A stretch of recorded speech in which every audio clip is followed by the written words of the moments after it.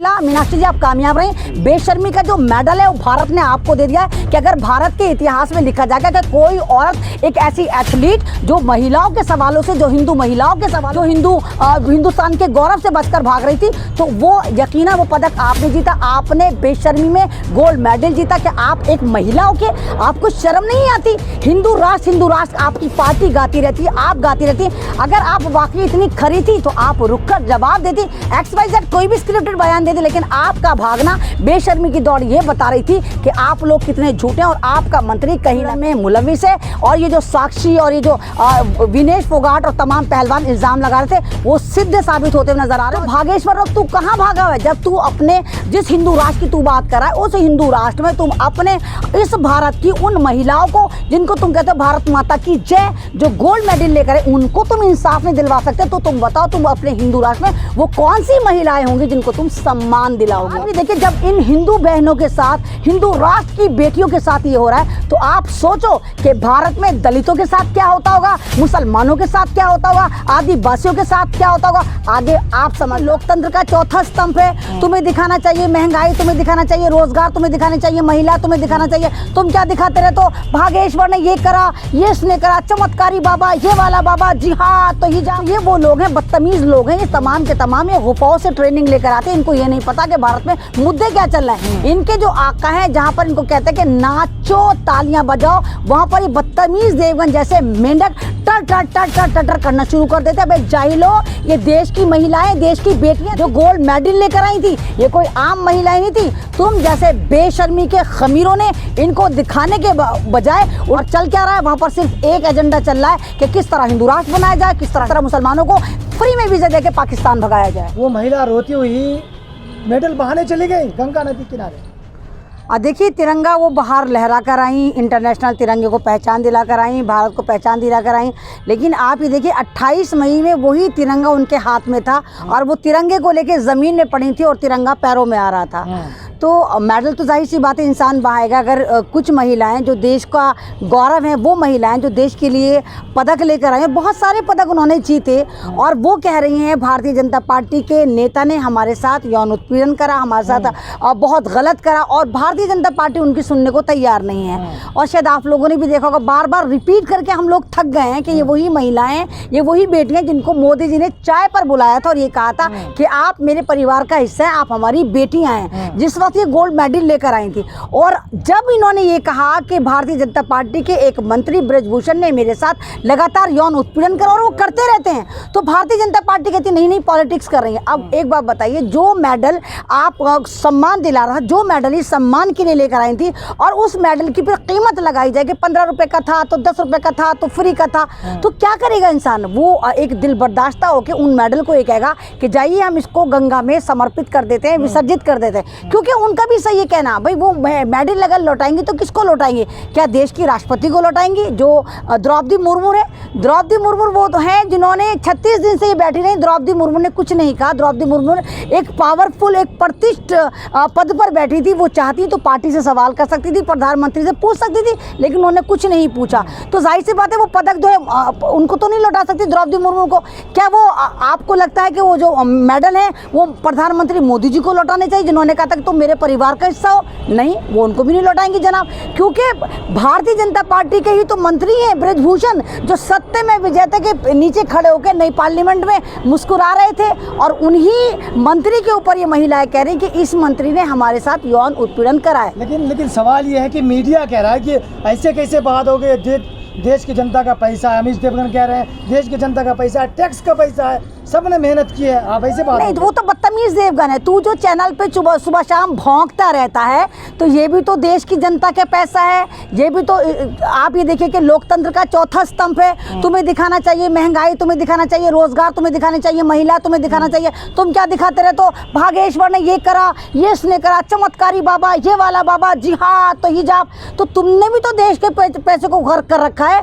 तो ये वो लोग हैं, बदतमीज लोग हैं, ये तमाम के तमाम ये गुफाओं से ट्रेनिंग लेकर आते हैं। इनको ये नहीं पता कि भारत में मुद्दे क्या चल रहे हैं। इनके जो आका हैं, जहाँ पर इनको कहते हैं कि नाचो तालियां बजाओ, वहाँ पर ये बदतमीज देवगन जैसे मेंढक टर टर टर टर टर टर करना शुरू कर देते हैं। भाई जाहिलो, ये देश की महिलाएं, देश की बेटियां थी जो गोल्ड मेडल लेकर आई थी, ये कोई आम महिलाएं नहीं थी। तुम जैसे बेशर्मी के खमीरों ने इनको दिखाने के बजाय उल्टा तुम बासी कड़ी में उबाल ले लेके कह रहे हो कि देश का पैसा था, बड़ी जल्दी तुझे याद आया, अपने में भी तुझे याद नहीं आता। तो हर मिनट पे देश का पैसा स्ट्रीम चैनल पर बर्बाद होता है। और चल क्या रहा है वहाँ पर? सिर्फ एक एजेंडा चल रहा है कि किस तरह हिंदू राष्ट्र बनाया जाए, किस तरह हिंदू राष्ट्र बनाया जाए, किस तरह मुसलमानों को भगाया जाए, किस तरह मुसलमानों को फ्री में वीज़ा देके पाकिस्तान भगाया जाए। लेकिन ये तो एक एंकर था, दूसरा एंकर है अमन चोपड़ा, वो कह रहे हैं कि टोटल स्क्रिप्टेड था, नरेश टिकट आते हैं हीरो बनकर हम बचा लेते हैं मेडल को, उनके हाथ में दे दिया। कह रहे राखी सावंत से भी खतरनाक ड्रामे कर रहे हैं, कभी बहाएंगे कभी नहीं बहाएंगे। नहीं तो ये तो मैंने कहा ना, ये सारे के सारे गंदगी, ये नाक का चीपड़ा भी बिल्कुल ऐसा ही है कि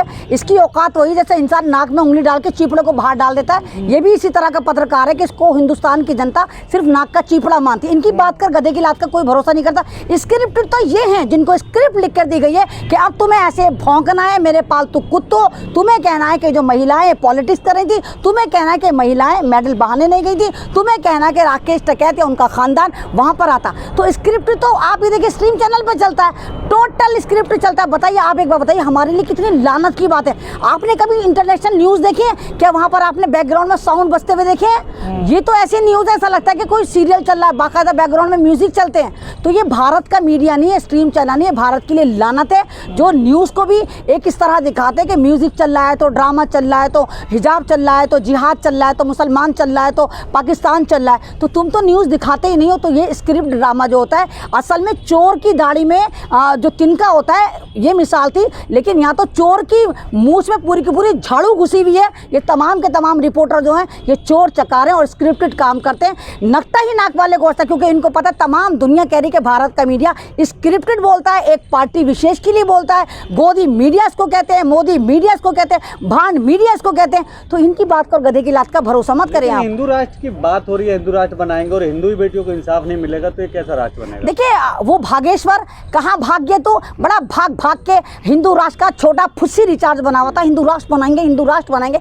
अबे तो हिंदू राष्ट्र तो बाद में बनाएगा, ये तो तेरी बहनें बैठी हुई हैं, ये कोई शाहीन बाग की औरतें तो नहीं बैठी हुई, ये तेरी बहनें बैठी, वो महिलाएं बैठी हुई हैं जिनको मोदी जी ने अपने परिवार का हिस्सा कहा था। तो भागेश्वर अब तू कहाँ भागा हुआ है? जब तू अपने जिस हिंदू राष्ट्र की तू बात कर रहा है, उस हिंदू राष्ट्र में तुम अपने इस भारत की उन महिलाओं को जिनको तुम कहते हो भारत माता की जय, जो गोल्ड मेडल लेकर उनको तुम इंसाफ नहीं दिलवा सकते। तो तुम बताओ, तुम अपने हिंदू राष्ट्र में वो कौन सी महिलाएं होंगी जिनको तुम सम्मान दिलाओगे? आप सम्मान की बात कर रहे हैं, लेकिन भाजपा के एक नेता है मीनाक्षी लेखी है, पत्रकार सवाल कर रहे हैं कि बहाने जा रहे हो, भागी जा रही है, ऐसा लग रहा है कि ओलंपिक में दौड़ी जा रही है। नहीं देखिए, मीनाक्षी लेखी जी ने भी देखा कि ये महिलाएं तो दौड़ दौड़ के मेडल लेकर आ गई, तो उन्होंने भी एक दौड़ लगाई बेशर्मी का मेडल लेने के लिए। वो भाग रही थी और सवालों से बच रही थी।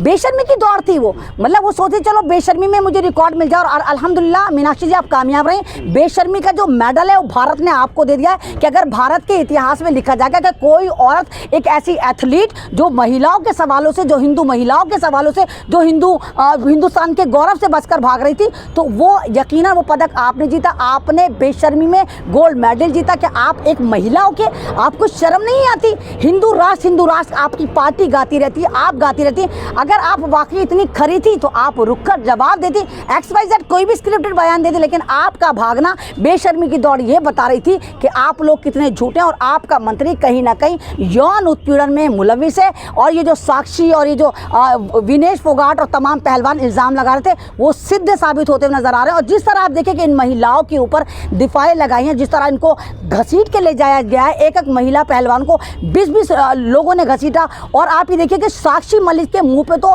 बाकायदा पुलिस वालों ने जूते रख रखे थे, मतलब कोई मुजरिम थी वो। अगर वो ये कह रही कि मोदी जी हमारी सुनो, तुम्हारे मंत्री ने लगातार हमारे साथ यौन उत्पीड़न करा है, तो आपका क्या फर्ज बनता है? आप उस पर इंक्वायरी करेंगे, आप मालूमात करेंगे, ना कि आप उनको पुलिस वालों से पिटवाएंगे। एक तरफ तो आप मोदी भवन का इनॉग्रेशन कर रहे थे, दूसरी तरफ उस मोदी भवन से जो नया, जिसको आप नए सांसद का नाम दे रहे हैं, वहां से मात्र 1.5-2 किलोमीटर दूर पर दिल्ली पुलिस आपके इशारे पर इन पहलवान महिलाओं को मार रही थी, कूट रही थी, और तंत्र जीतता हुआ नजर आ रहा था और लोग पिटता हुआ नजर आ रहा था। लेकिन अंतर्राष्ट्रीय कुश्ती संघ ने इस मामले में प्रतिक्रिया देते हुए कहा है कि अगर इस मामले में उचित कार्रवाई नहीं की गई तो इन्हें खेल प्रतियोगिता से ही बाहर कर दिया जाएगा भारतीय कुश्ती संघ। हाँ, तो ये हमारे लिए बेइज्जती की बात नहीं है क्या?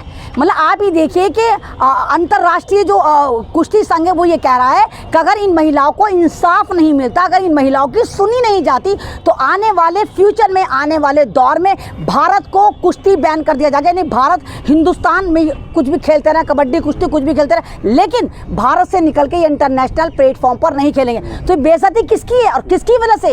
एक मंत्री को बचाने के लिए आपने पूरे भारत की रेपुटेशन पे पूरा का पूरा ये कहिए कि आपने पूरा बिल फाड़ दिया, पूरा रायता फैला दिया, लेकिन आप उस मंत्री को पकड़ने को तैयार, और वो मंत्री धड़ल्ले से सत्य में विजेता के नीचे खड़े होकर फोटो खिंचवा रहा है। और वो महिला जिनके साथ यौन उत्पीड़न हुआ है वो 36 दिन तक जंतर मंतर पर पड़ी रही, गुहार लगाते रहे, मोदी जी को बुलाती रही, अपने परिवार को बुलाते रहे, लेकिन पता नहीं कहां से लाते हैं इतनी बेशर्मी ये लोग। कह रही हैं कि देश की बदनामी हो रही है और वहीं भाजपा वाले भी ये कह रहे हैं कि ये बेटियां देश की बदनामी। तो देश की बदनामी भारतीय जनता पार्टी की वजह से हुई ना।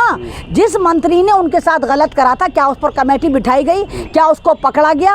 पोस्को एक्ट के तहत भी नहीं पकड़ा गया। और अब ये कोशिश करी जा रही कि तमाम जो एक्ट इन लड़कियों ने लगाए वो एक्ट खत्म कर दिए जाए, FIR खत्म कर दी जाए। तो मैं तो आपके चैनल से इन लोगों से कहूंगी कि कहां से लाते हो इतनी बेशर्मी? कहां से आता है तुम्हारे अंदर इतना बेशर्मी? और फिर धड़ल्ले से तुम कहते हो कि हाँ भारत माता की जय, ये अम्बे, वो दुर्गे, वो, मतलब तुम भारत की महिला को एक आम नागरिक मानने को तैयार नहीं हो। और भारत दुनिया का एक ऐसा मुल्क है जहां पर महिलाओं को देवी बनाकर पूजा जाता है। तो जिस मुल्क में महिला को देवी बनाकर पूजा जाता है वहां पर उस मुल्क की महिला जो गोल्ड मेडलिस्ट है उनके हालत देखिए क्या हो रही है। तो आप ही देखिए जब इन हिंदू बहनों के साथ, हिंदू राष्ट्र की बेटियों के साथ ये हो रहा है तो आप सोचो कि भारत में दलितों के साथ क्या होता होगा, मुसलमानों के साथ क्या होता होगा, आदिवासियों के साथ क्या होता होगा। आगे आप समझदार हैं, आप फैसला करिए कि भारत किस दिशा में जा रहा है। आखिरी सवाल है, खाप पंचायत के लोग आए और नरेश टिकैत आए कि साहब के अध्यक्ष हैं, उन्होंने आखिरी अल्टीमेटम दिया है, 5 दिन का वक्त लिया है, तो क्या होगा बड़ा फैसला? आपको क्या लगता है कि लोग क्या फैसला करने वाले? तो 36 दिन में जब बेशर्मों की गैरत नहीं जागी तो 5 दिन में क्या कर लेंगे? ये तो बेशर्मियों की पूरी जमात है ना। तो ये भी तो बहुत बड़ा आंदोलन था जो इंटरनेशनल चल रहा था। तो ये तो बेशर्म लोग हैं, इनको लोकतंत्र से कोई मतलब नहीं है, हिटलर चाहिए। इनको लगता है कि हम पावर से, हम पैसे से, हमारे पास दो तातथैया वाला मुजरा गैंग है जो एक मीडिया है जो हमारे टुकड़ों पे पलता है, और जहां हम कहते हैं नाच मेरी बुलबुल तुझे पैसा मिलेगा, और ये बसंती और बसंते जो हैं वो पूरे मुजरे करने शुरू कर दे। तो इनको लगता है कि हमारा स्ट्रीम चैनल हमें बचा लेगा। लेकिन आप लोग जो सोशल मीडिया कहलाता है, आप लोगों ने दिखाया कि भारत में इस वक्त क्या अराजकता फैली हुई। यहाँ पर चाहे वो चैंपियन हो, चाहे वो किसान हो, चाहे वो जवान हो, चाहे बच्चे हो, चाहे महिला हो, वो कितने परेशान हैं। तो मुझे नहीं लगता कि 5 दिन का अल्टीमेटम भी इन बेगैरतों की जमात पर कोई फ़र्क ला कर देगा। और मेडल बहाने को जिस तरह ये कह रही है, विसर्जित करने को कह रही हैं। और मेरा कहना ये भी है कि एक मेडल लाने के लिए इंसान पूरी ज़िंदगी लगा देता है। जैसे आप लोगों ने जर्नलिस्ट बनने के लिए अपनी पूरी ज़िंदगी पता नहीं क्या क्या सेक्रीफाई करा है। आप कहाँ पुलिस से पिटते होंगे, कहाँ जाते होंगे, कभी नींद कुर्बान करते होंगे, कभी खाना कुर्बान करते होंगे। तो ऐसे ही इन्होंने जो पहलवान बनने के लिए कितनी मेहनत करी होगी। जब 12-13 साल की थी तब से ये पहलवानी सीख रही थी और दौड़ रही थी और अपनी पसंदीदा खानों को सेक्रीफाई कर रही थी। और जब ये मेडल लेकर आई, पूरी दुनिया में अपना परचम लहराया, तो आज इन महिलाओं के साथ उसी मुल्क में अत्याचार हो रहा है जिस मुल्क के लिए ये मेडल जीत के लेकर आई थी।